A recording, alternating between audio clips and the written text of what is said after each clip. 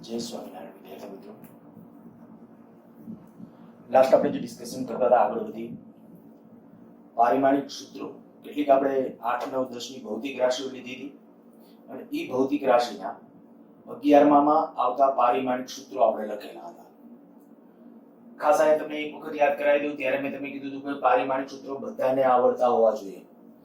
આપણા આજના લેક્ચરથી ખાસ આ બધા પારિમાણિક સૂત્રોની આવશ્યકતા છે. જો આયા હું કેટલાક ભૌતિક રાશિઓના નામ લખું છું, તરત તમને પારિમાણિક સૂત્રો એના યાદ આવી જવા જોઈએ.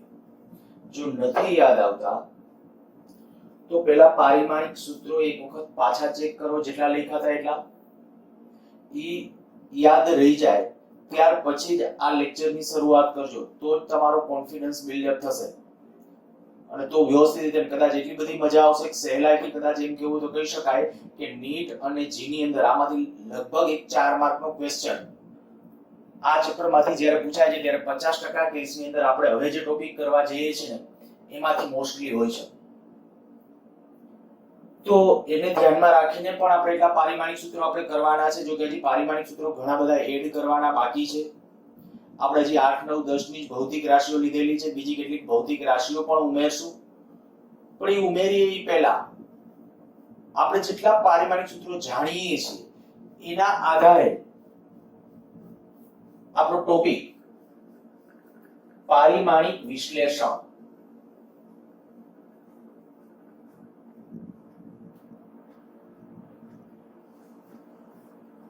પારિમાણિક વિશ્લેષણ એટલે કે પારિમાણિક દ્રષ્ટિએ જે તે વિશ્લેષણ એટલે કે છૂટું કરી શકાય કે ભેગું કરી શકાય, કંઈ પણ એવું કે આપણે વિશ્લેષણ કરવું છે અથવા નિરીક્ષણ કરવું છે, કોઈ સમીકરણો મેળવવા છે, કોઈ એકમો તપાસવા છે, કંઈક આવી કંઈક પ્રોસેસમાંથી પસાર થવું છે.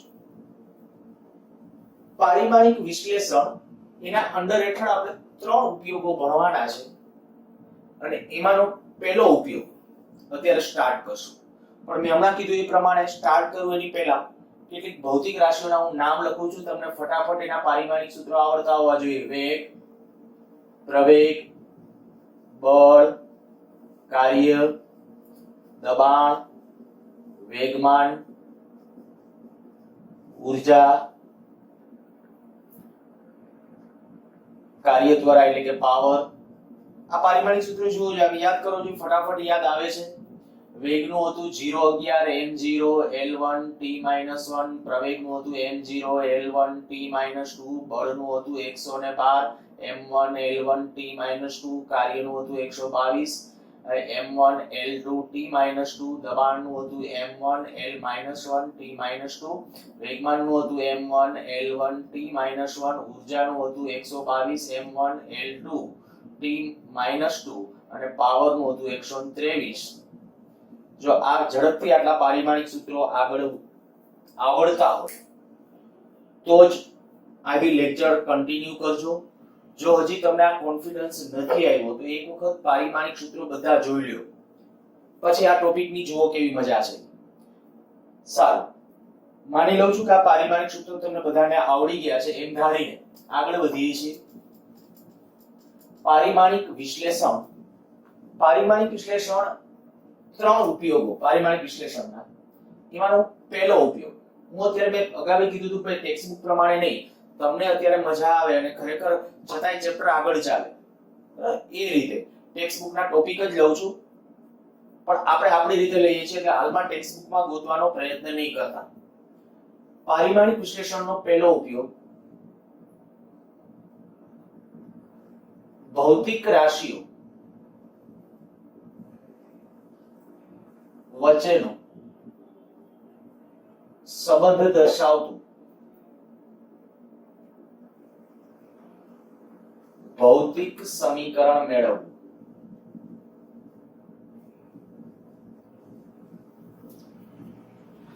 અચ્છા, ભૌતિક રાશિઓ જે આપણે કહીએ કે ભાઈ વેગ, પ્રવેગ, બળ, કાર્ય, હવે એને યોગ્ય રીતે ગોઠવીને એનું સમીકરણ આપણે મેળવવું. દાખલા તરીકે હું લખું, અગાઉ આપણે એક સમીકરણ મેં તમને અગાઉના લેક્ચરમાં ફંડામેન્ટલ વખતે શીખવાડેલું હતું, t બરાબર 2 pi √l/g.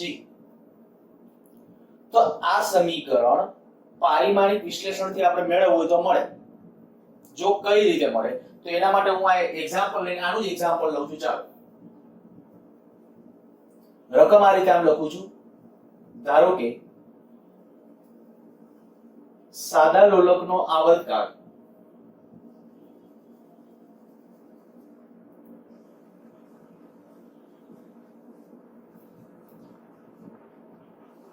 લોલકની લંબાઈ L, આવર્તકાળ કીધું કેપિટલ T, A લોલકની લંબાઈ L અને ગુરુત્વ પ્રવેગ G પર આધાર રાખે છે તેમ સ્વીકારી સાદા લોલકના આવર્તકાળનું સૂત્ર તારો.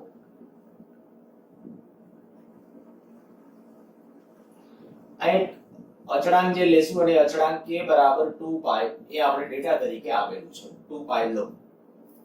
જોજો કેટલો સરળ છે. ખાલી પારિમાણિક સૂત્રો આવડતા હશે એટલે તમારો કોન્ફિડન્સ કદાચ એક દાખલો કરાવીશ ત્યાં કદાચ બીજાની રકમ લખીશ તો તમે જાતે મનસો ગણો.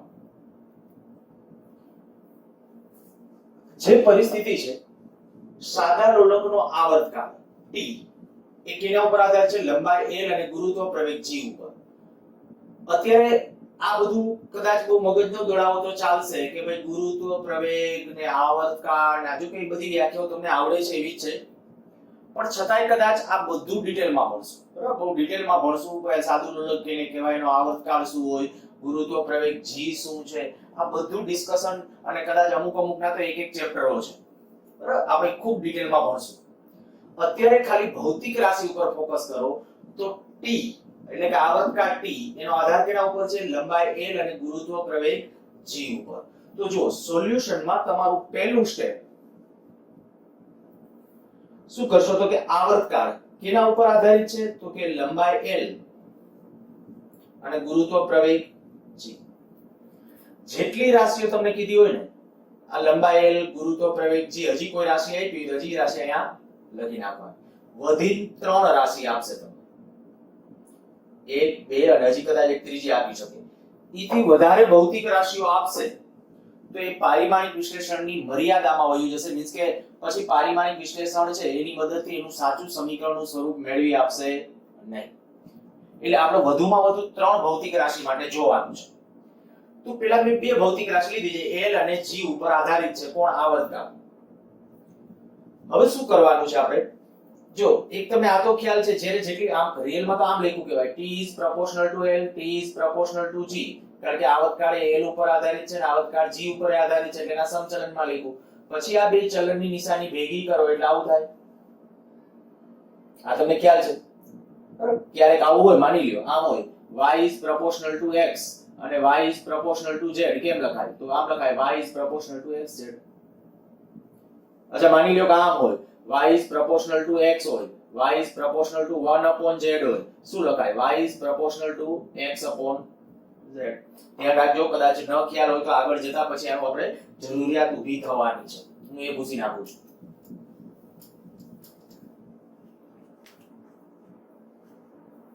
અહીંયા આવર્તકાળ એ લંબાઈ L અને ગુરુત્વ પ્રવેગ G ઉપર આધાર રાખે છે એવી આપણે હકીકત કીધી. એના ઉપર આ ચલન મૂકી દીધું.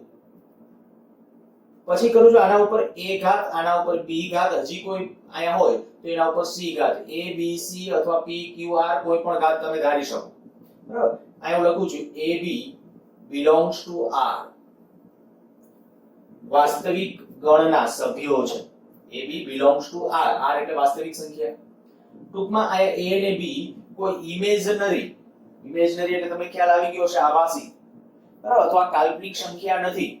a અને b છે એ કેવી સંખ્યા છે? વાસ્તવિક સંખ્યા છે. પછી પૂર્ણાંક, અપૂર્ણાંક કોઈ પણ આવી શકે. બસ ઈ જ આપણે મેળવવું છે, ઈ આપણો ટાર્ગેટ છે. નેક્સ્ટ સ્ટેપ ની અંદર આ ચલનની નિશાની દૂર કરી એને બદલે અચળાંક મૂકશું તો t બરાબર ચલન નિશાની કાઢું છે આ સમપ્રમાણતાની, એને બદલે k l ની a ઘાત g ની b ઘાત. આને કહીએ સમીકરણ નંબર 1. પછી શું કરવાનું તો કે બંને બાજુ પારિમાણિક સૂત્રો લખીએ.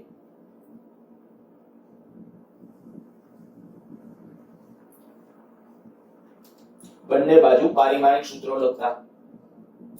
અચ્છા આવર્તકાળ, જો હવે અહીંયા આવડવું જોઈએ. જો અહીંયા ભૂલ કરી દે તો દાખલો આગળ થાય.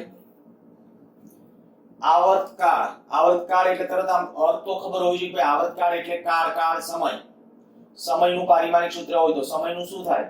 તો ml t માં m l અને t, તો આ ટાઈમ દર્શાવે છે સમય, તો આના ઉપર એક ઘાત આવશે, આ બેની 0 0.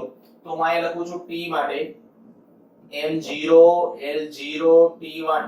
ઓકે. પછી બીજું, આયા જે તમે સમપ્રમાણતા અચળાંક મૂકેલો હશે એ સમપ્રમાણતા અચળાંકને ક્યારેય પારિમાણિક સૂત્ર હશે નહીં. આયા જે મૂક્યો હશે જે ચલન નિશાની દૂર કરીને મૂકેલો છે એને પારિમાણિક સૂત્ર એકમ અને પારિમાણિક સૂત્ર હશે નહીં. અને જ્યારે હશે ને ત્યારે પારિમાણિક વિશ્લેષણથી ચાલશે.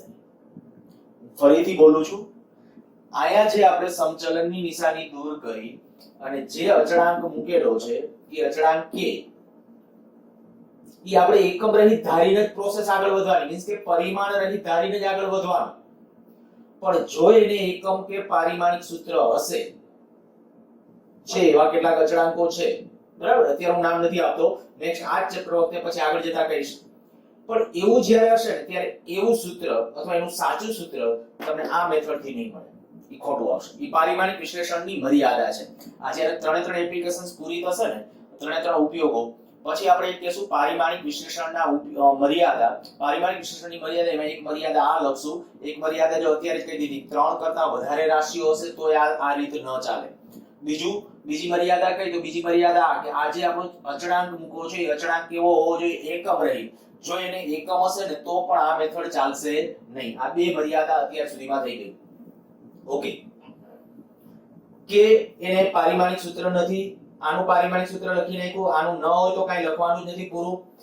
લંબાઈ, આ l ની લંબાઈ છે, બસ, લોલકની લંબાઈ. તો લંબાઈ શેમાં મપાય? m એટલે માસ, અહીં ધ્યાન રાખજો, મીટર નો સમજી લેતા. l એટલે લેન્થ, t એટલે ટાઈમ. તો લંબાઈ એટલે મીટરમાં, પણ મીટર એટલે શેમાં આવે? લેન્થમાં આવશે ને, લંબાઈમાં, બરાબર. તો એના ઉપરથી કહેશું એનું પારિમાણિક સૂત્ર એટલે l નું પારિમાણિક સૂત્ર m0 l1 t0, અને એના ઉપર કેટલી ઘાત છે? a, તો a ઘાત. પછી g એટલે ગુરુત્વ પ્રવેગ. તો ગુરુત્વ પ્રવેગ એટલે પ્રવેગનું પારિમાણિક સૂત્ર. તો આપણે પ્રવેગનું શું હતું? પ્રવેગનું હતું 0 બાર. તો અહીંયા હું લખી નાખું છું પ્રવેગનું પારિમાણિક સૂત્ર. મેં કીધું ઈ ફટાફટ યાદ આવવું જોઈએ, ધ્યાન રાખજો. જો આ જ્યાં સુધી પારિમાણિક સૂત્રો તમે વ્યવસ્થિત નહીં કરી શકો ત્યાં સુધી કદાચ આગળનો કોન્ફિડન્સ વ્યવસ્થિત નહીં આવે. તો ગુરુત્વ પ્રવેગ એટલે કે પ્રવેગનું પારિમાણિક સૂત્ર આપણા પાસે થઈ ગયું m0 l1 t-2, તો ઈ પ્રવેગનું પારિમાણિક સૂત્ર. Okay, next. હવે એવું કરીએ, આ ઘાત છે ને એ ઘાત આને આપી દઈએ છીએ. ચાલો એક સ્ટેપ પછી અહીંયા લખી નાખું m0 l0 t1.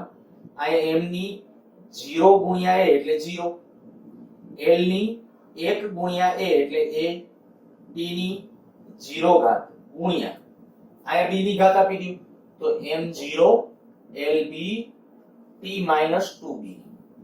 જોઈ લેજો બરાબર, આ ઘાત છે એને આપી દીધી છે. ઘાત આપી દેશું એટલે ઘાત ગુણાકારમાં આવશે. તો આ થઈ ગયો આ. હવે આવું કરીએ, આ આધાર સરખા છે mm, ઘાતનો સરવાળો.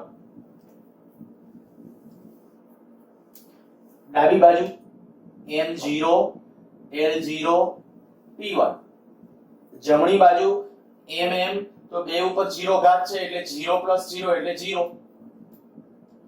l ની અહીંયા l ની a ઘાત, અહીંયા l ની b ઘાત.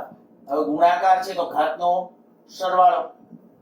t ની અહીંયા 0 ઘાત, અહીંયા કેટલી? -2b, 0 -2b. તો આ થયું આટલું m0 la + b t-2b. આયા સુધી પહોંચી જાઓ. પછી હવે સમીકરણ તૈયાર કરવાના. કેવી રીતે? તો કે બંને બાજુના ઘાતાંકો સરખાવો.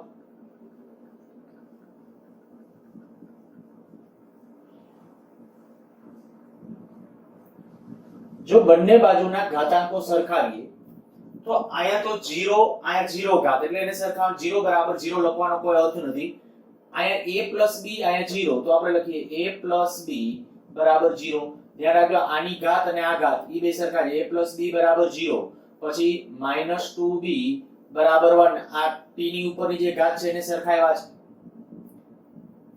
હવે આ બે સમીકરણનું સાદુરૂપ આપી a અને b ની કિંમતો મેળવવી. હવે હું આમાં બહુ જાજા લોચામાં નથી લઈ જતો, ખાલી બહુ સરળતાથી અહીંયા b ની વેલ્યુ તો સીધી જ છે -1 આ b ની વેલ્યુ મળી ગઈ. હવે ઈ કિંમત જ્યારે આની અંદર મૂકીએ a + b b ને બદલે કેટલું છે -1/2 બરાબર 0 તો a બરાબર કેટલું આવશે 1/2 તો એની વેલ્યુ મળી ગઈ. જ્યારે આવો દાખલો કીધો હોય ત્યારે તમારે આવા જેટલી ઘાત આયા ધારેલી બધાની કિંમતો મેળવી લેવાની. ત્રણ રાશિ હશે તો હજી એક c હશે તો c નું મૂલ્ય આવવું જોઈએ. હવે ઈ મળી જાય ત્યાર પછી શું કરશું? આ a અને b ની કિંમતો આ સમીકરણ 1 માં મૂકી દઈએ. a અને b ની કિંમતો સમીકરણ 1 માં લેતા જો સમીકરણ 1 માં લેશું જો શું આવશે? t બરાબર k l ની ઉપર a ઘાત a એટલે કેટલું આવ્યું 1/2 અને પછી છે g g ની ઉપર b ઘાત તો b એટલે -1/2 ઘાત. તો આને આમ લખી શકો જુઓ જોઈએ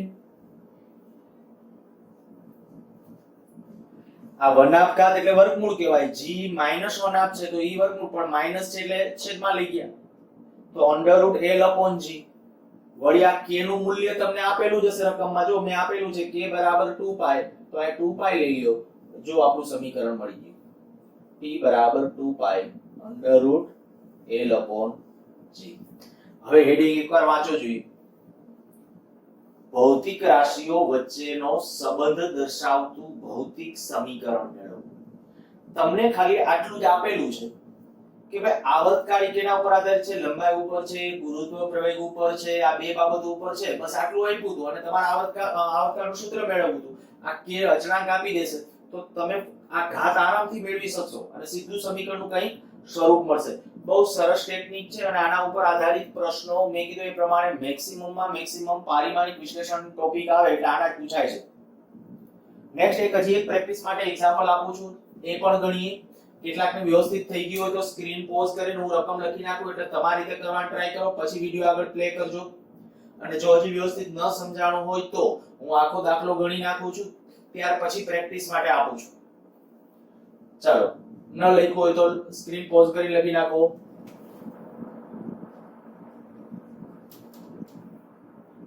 રકમ બનાવીએ છીએ. ધારો કે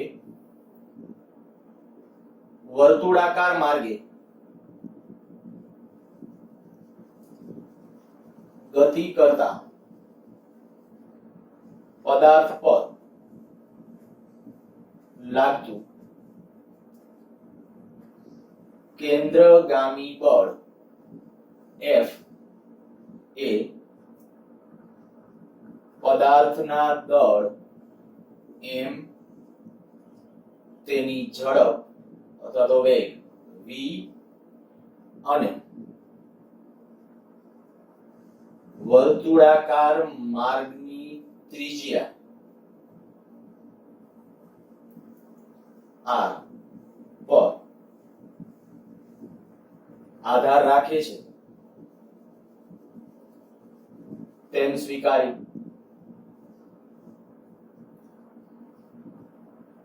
કેન્દ્રગામી બળનું સૂત્ર તારવું.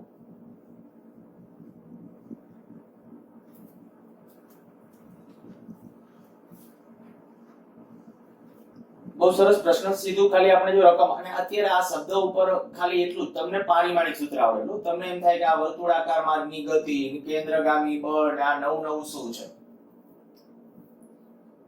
આ બધું આવનારા દિવસોમાં 2 થી 3 મહિનાની અંદર કદાચ આપણે કેન્દ્રગામી બળ ને પ્રવેગ ને આ બધી ટર્મિનોલોજી છે ખૂબ ડિટેલમાં ભણી જવાના છે. અત્યારે કઈ ચિંતાનો વિષય જ નથી. કેન્દ્રગામી બળ શું છે તમારે સમજવાની જરૂર નથી, બરાબર? અત્યારે ખાલી જરૂરિયાત શું છે? મેં કીધું એ ટોપિક કે ભાઈ કેન્દ્રગામી બળનું સૂત્ર મેળવવાનું છે. હવે જુઓ જોઈએ, હમણાં કીધું તે પ્રમાણે કઈ બાબતો ઉપર આધાર રાખે છે? તો કે mv અને r દળ પદાર્થનું દળ, ઝડપ v અને વર્તુળાકાર માર્ગની ત્રિજ્યા. રિયલમાં કોઈ પદાર્થ વર્તુળાકાર માર્ગે ગતિ કરતો હોય ને ત્યારે એના કેન્દ્રગામી બળ એનું મૂલ્ય આ ત્રણ બાબતો ઉપર આધારિત હોય. એ હવે આપણે આપી દીધું. એના સમપ્રમાણતા અચળાંક k ની વેલ્યુ આપી દો. k બરાબર 1 લો.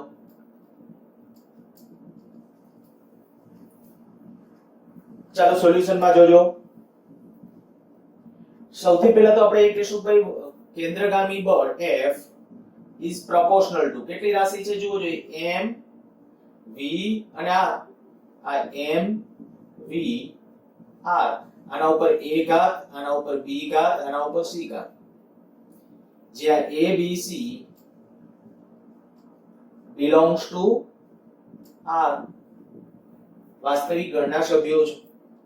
સમચલનની નિશાની દૂર કરી અચળાંક મૂકીએ તો f બરાબર k m a v ની b ઘાત r ની c ઘાત. બંને બાજુ પારિમાણિક સૂત્રો લખીએ. ચાલો પારિમાણિક સૂત્ર યાદ કરતા જાઓ. મારી પહેલા તમે યાદ આવી જવા જોઈએ. f એટલે કેન્દ્રગામી બળ. તો બળનું હોય પારિમાણિક સૂત્ર લખી નાખવાનું. બળનું યાદ કરો. બળનું હતું 112 m1 l1 t - 2 બરાબર. આયા જે અચળાંક હશે એ અચળાંકનું આપણે પારિમાણિક સૂત્ર ક્યારેય લખવાનું થતું નથી. પછી m શું છે જોઈ લેવાનું. m છે ઈ દળ. તો દળનું તમને આવડવું જોઈએ. દળ એટલે કે દ્રવ્યમાન. તો દ્રવ્યમાનનું થાય m1 l0 t0 એના ઉપર a ઘાત. પછી v એટલે શું હતું તો કે ઝડપ અથવા વેગ. ઝડપ અથવા વેગ. તો ઝડપ કે વેગનું પારિમાણિક સૂત્ર તમને ખબર છે 011 m0 l1 t - 1 એના ઉપર b ઘાત. r તો ત્રિજ્યા. હવે વર્તુળાકાર માર્ગની ત્રિજ્યા એટલે ત્રિજ્યા શેમાં મપાય પહેલા તો એ મગજમાં દોડાવો. ત્રિજ્યા આપણા mlt ના જે એકમો છે mlt. m એટલે માસ, l એટલે લેન્થ, t એટલે ટાઈમ. આનો એકમ હતો kg, આનો એકમ હતો મીટર, આનો એકમ હતો સમય સેકન્ડ. હવે જુઓ જોઈએ અત્યારે આપણે જે વાત કરીએ છીએ એ પ્રમાણે r ત્રિજ્યા શેમાં મપાય? કિલોગ્રામમાં મપાય, મીટરમાં મપાય, સેકન્ડમાં મપાય. તો તમને ખ્યાલ આવી જાવ મીટરમાં. તો એનો અર્થ કે ભાઈ ત્રિજ્યા જે છે તો એના માટેનું આપણું પારિમાણિક સૂત્ર આવશે l1 m0 l1 t0 એના ઉપર c ઘાત. હવે હું ડાયરેક્ટ જ એક સ્ટેપ ઘટાડું છું. m ની અહીંયા કેટલી ઘાત આવશે? a ઘાત. અહીંયા m ની 0 ઘાત અને અહીંયા m ની 0 ઘાત. તો અહીંયા m1 l2 t - 2 બરાબર m ની a ઘાત વત્તા 0 ઘાત વત્તા 0 ઘાત. અહીંયા m ની a ઘાત કહેવાય, અહીંયા 0 કહેવાય, અહીંયા 0 કહેવાય. l ની તો l ની 0 જોજો બરાબર l ની b ઘાત પ્લસ b, l ની c ઘાત પ્લસ c. સરવાળો શું કામ ઘાતનો કરું છું? તો આ બધી રાશિઓ ગુણાકારમાં છે એટલે ઘાતનો સરવાળો. અને t ની આયા t ની 0 ઘાત. જોજો આવા નાના સાદરૂપમાં ભૂલ ન પડવી જોઈએ. t ની 0 ઘાત, t ની -b ઘાત. તો t ની 0 ઘાત -b ઘાત પ્લસ 0 ઘાત બરાબર. આયા થયું m ની a ઘાત, l ની થઈ b પ્લસ c અને t ની થઈ -b ઘાત. હવે જેમ આગલા કર્યું તો આગલા દાખલાની અંદર એની જેમ જ બંને બાજુ ઘાતાંકો સરખાવીએ.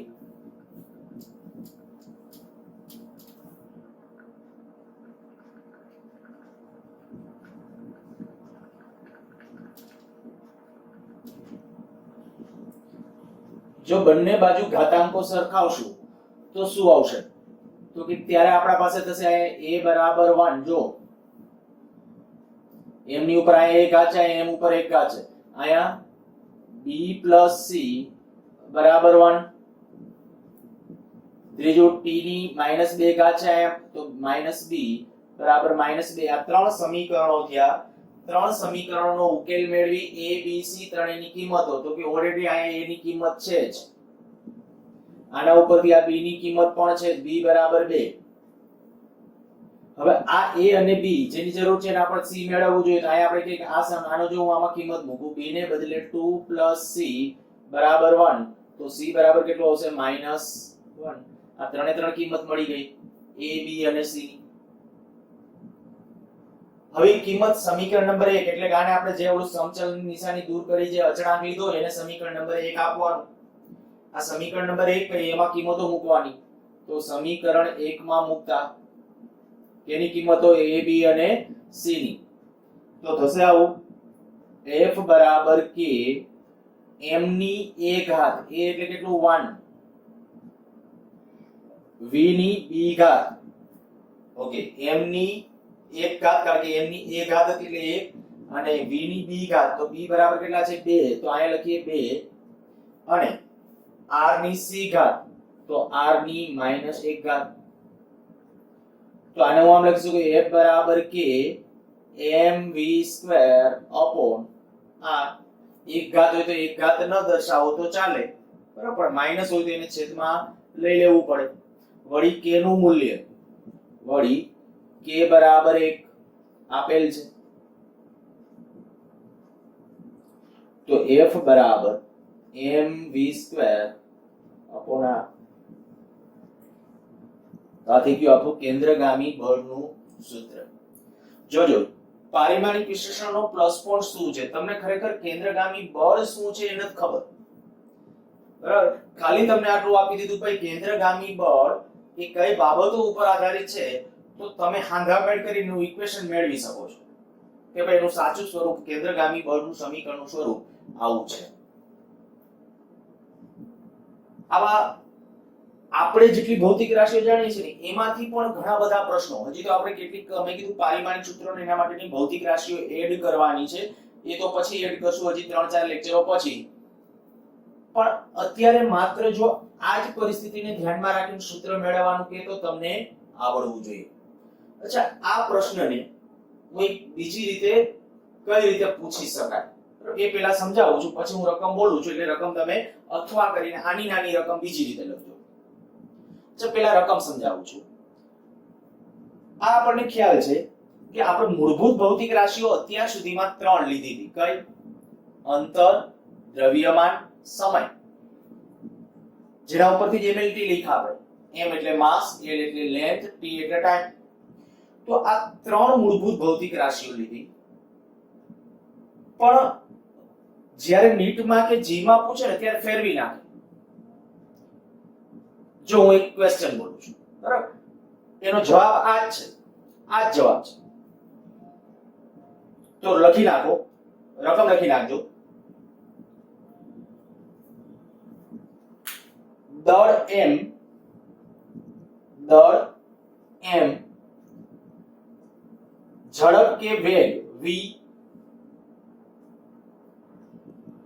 અને ત્રિજ્યા r ને મૂળભૂત ભૌતિક રાશિ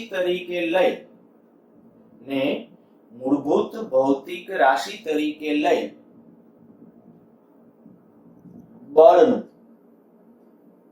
કૌંસમાં કેન્દ્રગામી બળ નું પારિમાણિક સૂત્ર મેળવો. જવાબ મેં કીધું નાના કોઈ છે પારિમાણિક સૂત્રમાં ખાલી એક નાનકડો ચેન્જ કરવાનો કયો તો કે સીધું પારિમાણિક સૂત્ર હોય ને એટલે અહીંયા સુધી અહીંયા તમારે આ f is proportional to અહીંયા ચલન નિશાની વાળું નહીં લખવાનું સીધું આ અહીંયા કહે કે m ની 1 ઘાત v ની b ઘાત r ની -1 ઘાત. આ જવાબ. આનો ઇનડાયરેક્ટલી અર્થ એવો કરાય જો આપણે અત્યાર સુધી બધાના પારિમાણિક સૂત્રો કેમ લખતા હતા MLT ના સ્વરૂપમાં લખતા હતા m ની 1 ઘાત l ની b ઘાત. હવે મેં 3 મૂળભૂત ભૌતિક રાશિ બદલી નાખી. કઈ 3? તો કે દળ m, વેગ v અને ત્રિજ્યા r એને મૂળભૂત ભૌતિક રાશિ તરીકે લઈ અને જો f નું પરિમાણ કે પારિમાણિક સૂત્ર મેળવવું હોય ને તો આ કહેવાય એનું પારિમાણિક સૂત્ર. બરાબર એટલે રકમ ઈ જ રીતે ઓલો આગલો જે દાખલો હતો આની પહેલાનો આપણે જે કર્યો તો એની અંદર પણ હું આ રીતે રકમ બનાવી શકું. તમને સીધું એમ કહી દેવામાં આવે કે લંબાઈ l અને ગુરુત્વ પ્રવેગ g ને મૂળભૂત ભૌતિક રાશિ તરીકે લઈ અને આવર્તકાળનું પારિમાણિક સૂત્ર મેળવો તો T is proportional to root of L by G. આ ને આ જ વસ્તુ. અચ્છા, હવે આ જે આપણે અત્યારે પ્રેક્ટિસ કરેલી છે, અત્યારે આ બે દાખલા કરેલા છે, બીજા 2 થી 3 દાખલા એની રકમ અને ત્યાં નીચે આન્સર, એના સમીકરણોના આન્સર ત્યાં જ લખી દઈશ. ડિસ્ક્રિપ્શન બોક્સની અંદર પાછું જોજો, બધા દાખલાની પ્રેક્ટિસ કરજો અને પ્રેક્ટિસ કરી અને નોટ્સમાં પણ લખજો. જવાબ આવી જાય એટલે કોન્ફિડન્સથી લખી નાખજો, કારણ કે આમાં બીજી કોઈ વસ્તુ કાંઈ ખોટું થવાની કોઈ બીજી કોઈ શક્યતા જ નથી. ભૂલ હશે તો ક્યાં હશે? તો એક તમે પારિમાણિક સૂત્ર કદાચ ખોટું લખ્યું હશે. જો પારિમાણિક સૂત્ર બધા સાચા હોય ને તો તમારી ભૂલો ક્યાં હોઈ શકે? તો કે આ સમીકરણના સમાધાન કરતી વખતે. જો આ સિવાય કઈ આની અંદર નવું નથી તો બાકી તમને પછી આ જે સૂત્ર હોય એ સૂત્ર મળી જવું જોઈએ. સારું, તો નેક્સ્ટ લેક્ચર વખતે આગળ વધીએ એની પહેલા હજી જો કઈ પારિમાણિક સૂત્રોની કઈ કચાશ હોય તો પારિમાણિક સૂત્રો પાછા ખાસ જોઈ લેજો, કારણ કે આપણે ત્યાંથી જ આગળ વધવાના છે સિક્વન્સમાં. અત્યારે જે બે એક્ઝામ્પલ લીધા છે, બે એક્ઝામ્પલ પાછા જોજો અને એના જેવા હું બે એક્ઝામ્પલ આપું છું એની પણ પ્રેક્ટિસ કરજો.